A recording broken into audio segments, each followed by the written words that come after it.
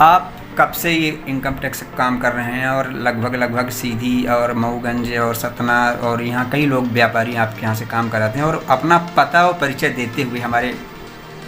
Channel के माध्यम से अवगत कराएं।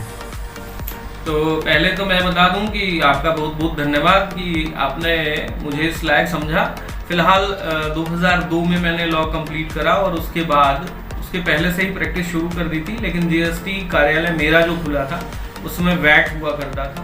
है ना, वैट कार्यालय, और वैट के बाद फिर जीएसटी में, उसके पहले सेल्स टैक्स हुआ करता था। तो मेरी सेवाएं जो है सीधी के लोगों को जो मिल रही हैं वो लगभग 20 अप्रैल 2003 से मैं सीधी में यहाँ पर उपलब्ध था, और जिसको भी मेरी आवश्यकता पड़ी है बराबर उसका पूरा सहयोग किया। अभी वर्तमान में मेरा जो पता है वो कन्हैया टेंट हाउस के सामने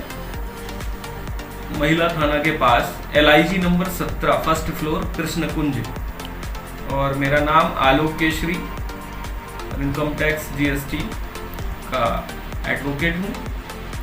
क्या कोई आप समाज सेविक भी काम करते हैं, कोई संगठन से भी जुड़े हैं?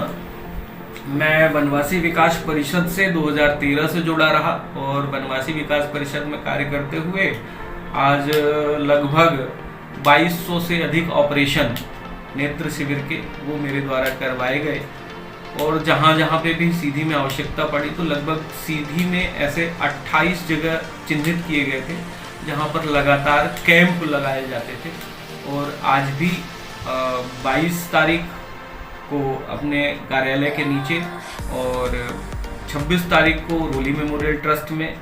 जिसकी देखरेख के लिए चंद्रमोहन गुप्ता जी को चुना गया, और वो पर्टिकुलर उस नेत्र शिविर को बड़े अच्छे से चला रहे हैं। पहले स्टार्टिंग में वो वनवासी विकास परिषद के माध्यम से चलता रहा, उसके बाद अब चंद्रमोहन जी स्वयं उसको चला रहे हैं, और उसके बाद ऐसी जगह हैं जहाँ पे भी हमें ऐसा लगता है कि पर्टिकुलर कोई व्यक्ति सामाजिक रूप से हमसे जुड़ना चाहता है तो हमें उसे एक व्यवस्था देने में कोई ऐतराज नहीं है। और वो व्यक्ति चाहता है, जैसे हमारा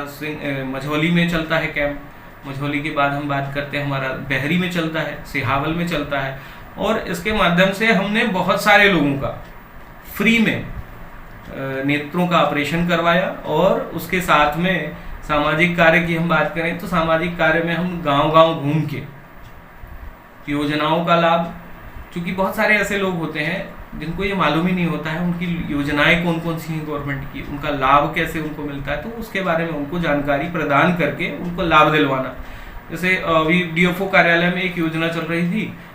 मुझे उसकी जानकारी हुई तो मैंने उनको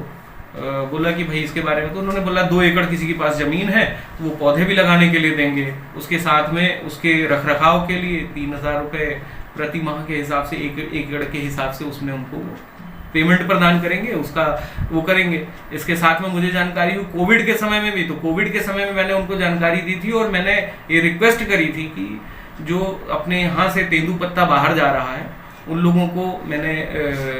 कई बार प्रयास किया कि भाई सीधी में ये कार्य यहीं चालू हो जाए, भाई ट्रांसपोर्टेशन की बचत होगी, तम्बाकू भरना है, बीड़ी बनाना है, उसके बाद वो फॉरवर्ड किया जाए तो सीधी के लोगों को रोजगार प्रदान किया जाएगा।